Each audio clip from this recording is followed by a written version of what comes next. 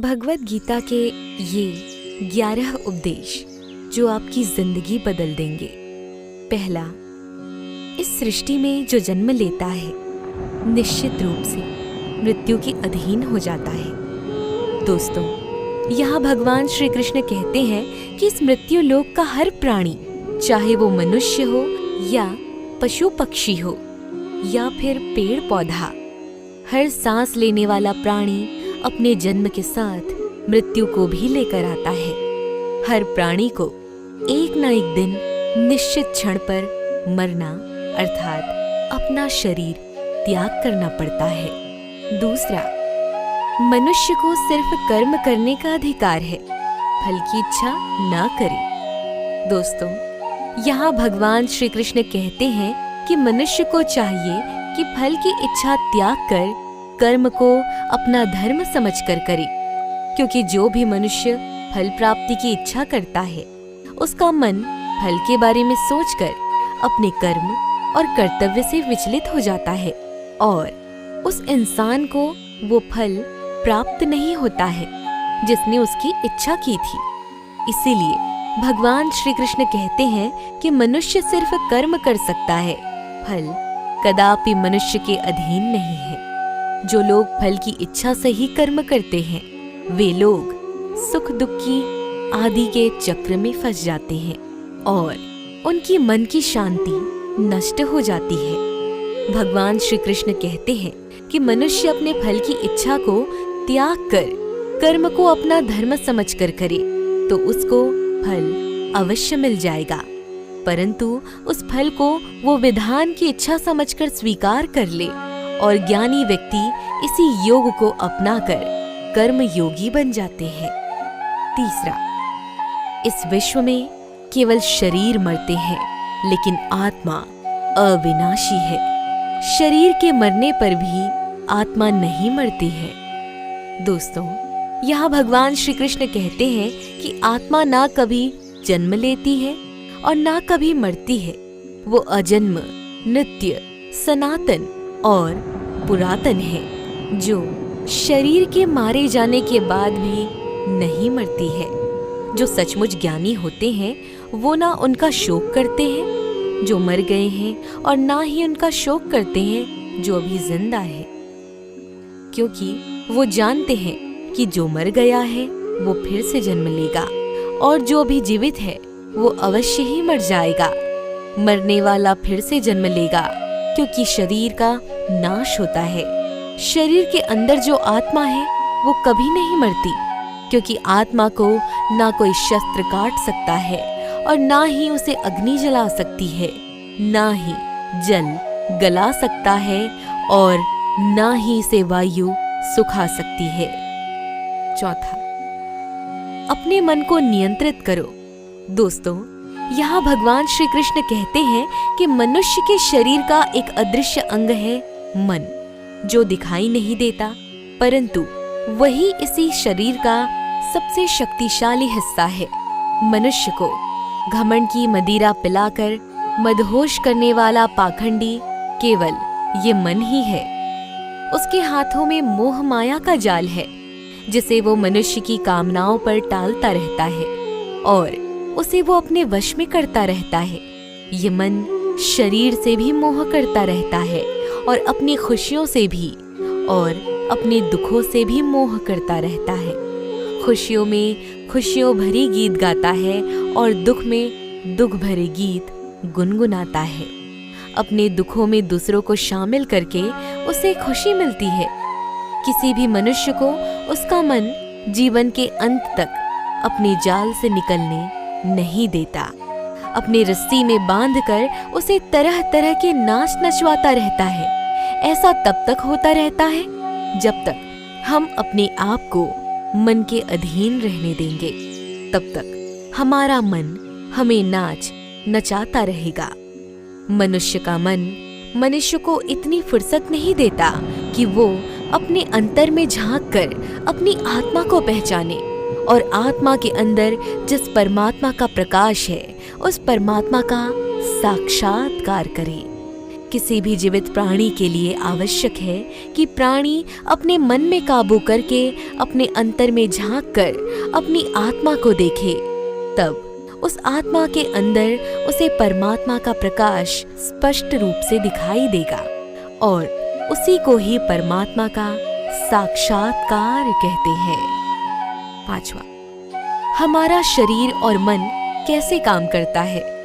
दोस्तों, यहाँ भगवान श्री कृष्ण कहते हैं कि मनुष्य का शरीर एक रथ की भांति है, जैसे आँख, कान, नाक, जीभ और त्वचा आदि।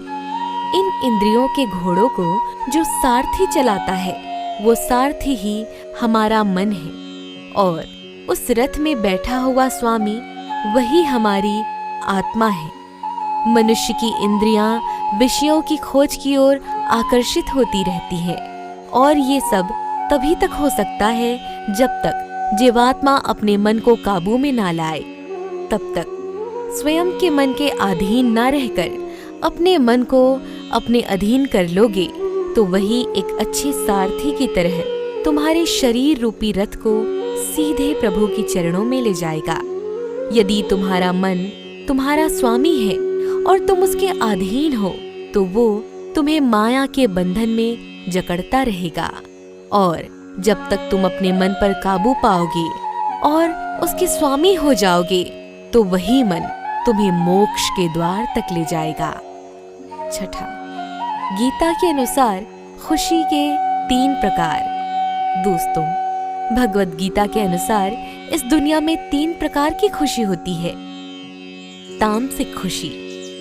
दोस्तों, पहली प्रकार की तामसिक खुशी हमें ज्यादा सोने से या ज्यादा आलसी होने की वजह से मिलती है, यानी कि आराम करने वाली खुशी। राजसिक खुशी।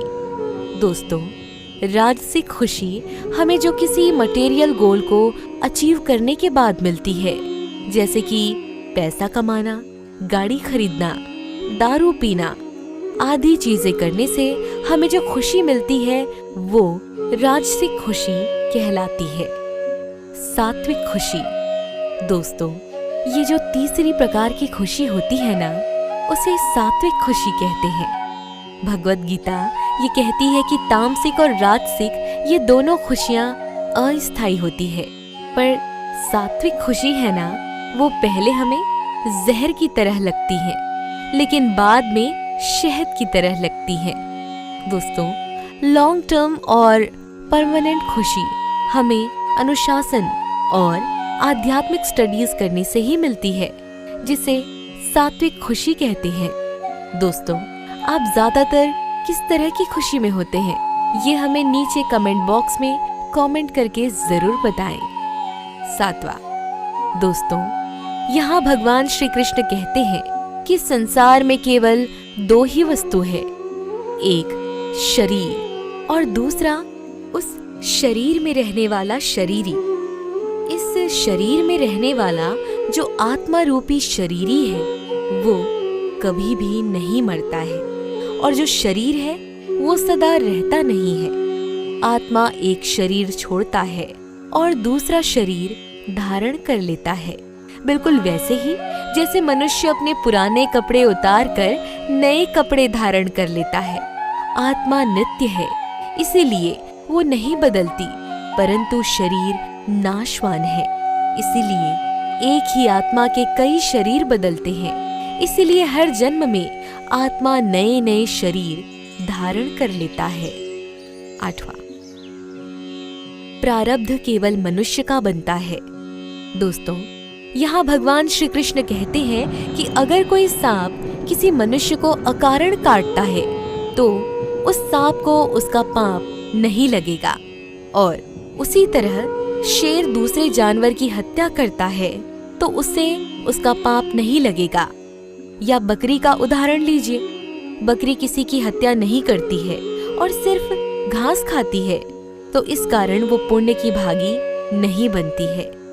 पाप पुण्य का लेखा जोखा अर्थात प्रारब्ध केवल मनुष्य का बनता है। दोस्तों, इसका अर्थ ये है कि अगर कोई पशु किसी की अकारण हत्या कर देता है तो उसका उसे पाप नहीं लगेगा। लेकिन कोई मनुष्य अगर किसी भी जीवित प्राणी की अकारण हत्या कर देता है तो उसे उसका पाप लगेगा, क्योंकि इस पृथ्वी लोक पर और समस्त प्राणियों में जो विवेकशील है, जो अच्छे और बुरे की पहचान रख सकता है, और वो मनुष्य छोड़कर कोई और प्राणी ऐसा नहीं कर सकता। इसीलिए जब मनुष्य अपने पाप और पुण्य जब भोग लेता है तो उसे फिर से मनुष्य की योनि में भेज दिया जाता है। 9वां, एक ही कर्म किसी के लिए पाप बन जाता है और दूसरे के लिए पुण्य बन जाता है। दोस्तों, एक मनुष्य किसी कमजोर और बूढ़े व्यक्ति का धन लूटने के लिए उसकी हत्या कर देता है तो उस व्यक्ति को निश्चित ही उसके द्वारा किए गए कर्म का पाप लगता है। और यदि दुष्ट मनुष्य किसी स्त्री के साथ जबरदस्ती बलात्कार करने की कोशिश कर रहा है तो उस स्त्री की रक्षा करने के लिए अगर कोई व्यक्ति उस दुष्ट मनुष्य की हत्या कर देता है तो उसका उसे पाप नहीं लगता है बल्कि पुण्य लगता है। दोस्तों, कर्म तो वही रहा, किसी की हत्या करना, परंतु उस कर्म के पीछे की भावना क्या है और मारने वाले की नीयत क्या है, इसी के फर्क से ही एक ही कर्म किसी के लिए पाप हो सकता है और दूसरे के लिए पुण्य हो सकता है। जिस भावना और नीयत से मनुष्य कर्म करता है उस नीयत के कारण ही कर्म किसी के लिए पाप बन जाता है और किसी के लिए पुण्य बन जाता है। कर्म के इस ज्ञान के द्वारा ही मनुष्य को कर्म, विकर्म और अकर्म की पहचान होती है। दोस्तों, इसका अर्थ ये है कि मनुष्य जब निष्काम भावना से कर्म करता है तो उस कर्म का फल उसे भोगना नहीं पड़ता है, इसीलिए वो अकर्म हो जाता है। कर्म उसे कहते हैं जिसे सकाम भाव से और फल की इच्छा से किया जाता है। उसका फल मनुष्य को उसके कर्म के अनुसार अवश्य मिलता है। अच्छे कर्म का फल अच्छा मिलता है और बुरे कर्म का बुरा फल मिलता है। और जो असत्य, कपट, हिंसा आदि अनुचित और निश्चित कर्म को विकर्म कहते हैं। 10वां, हर मनुष्य का प्रथम धर्म क्या है और अपने धर्म का विधान मनुष्य खुद बनाता है। दोस्तों, इसका अर्थ समझाते हुए भगवान श्री कृष्ण कहते हैं कि धर्म का जो विधान है अगर उसे किसी दूसरे ने बनाया हो तो वो तुम्हारा धर्म नहीं हो सकता है। धर्म तुम्हारा वही है जिसने तुमने स्वयं बनाया हो, जिसे तुम्हारी आत्मा ने स्वीकार किया हो। धर्म एक व्यक्तिगत चीज है जिसका फैसला व्यक्ति को खुद लेना पड़ता है। दोस्तों, मैं अगर आपको एक उदाहरण देकर समझाती हूँ तो अगर किसी के गांव के पास डाकू हमला करके उस गांव की लड़कियों का अपहरण कर रहे हैं और उसी समय उसका पिता मृत्यु शैया पर पड़ा अंतिम सांस ले रहा है और अपने पुत्र से बार बार पानी की एक एक घूंट मांग रहा है, उस समय उस व्यक्ति की यानी उस पुत्र का धर्म क्या होना चाहिए? वो मरते हुए अपने पिता के कंठ में अंतिम समय गंगा जल की बूंद बूंद टपकाता हुआ अपने पुत्र धर्म का पालन कर रहा होता है। वो मरते हुए अपने पिता के कंठ में अंतिम समय गंगा जल की बूंद बूंद टपकाता हुआ अपने पुत्र धर्म का पालन करे, या फिर उसके गांव की लड़कियों पर जो संकट आ गया है उनकी रक्षा के लिए अपने हाथ में तलवार उठाते हुए उन डाकुओं का मुकाबला करे। आवश्यक पड़े तो अपनी जान भी देकर अपने गांव की इज्जत बचाए। दोस्तों, इसका निर्णय कोई दूसरा व्यक्ति कैसे कर सकता है? इसको धर्म का दौराहा या धर्म संकट भी कहते हैं। ऐसी स्थिति में वो व्यक्ति क्या करे, उसका फैसला कोई और व्यक्ति नहीं कर सकता, बल्कि ये निर्णय उसे खुद ही लेना पड़ता है कि उस समय उसका प्रथम धर्म क्या है। उस समय उसकी अंतरात्मा जो आवाज दे रही है वही उसका प्रथम धर्म है। इसीलिए दोस्तों, हर व्यक्ति का धर्म व्यक्तिगत होता है और मनुष्य अपने धर्म का विधान मनुष्य खुद बनाता है। 11वां, जिस मनुष्य में हारने की चिंताएं कम और जीतने की ख्वाहिशें ज्यादा होती है, वो मनुष्य मन से बहुत शक्तिशाली होता है। जीवन में सब कुछ हासिल कर लीजिए या गवा दीजिए, मगर अपने स्वार्थ के लिए किसी का इस्तेमाल मत कीजिए। गीता उपदेश, जिस तरह थोड़ी सी औषधि भयंकर रोगों को शांत कर देती है, ठीक उसी तरह ईश्वर की थोड़ी सी भक्ति बहुत से कष्ट और दुखों का नाश कर देती है। कभी कभी अपनी लाइफ में आगे बढ़ने के लिए उन चीजों और व्यक्तियों को भी त्यागना पड़ता है जो कभी तुम्हारे हृदय की गहराइयों में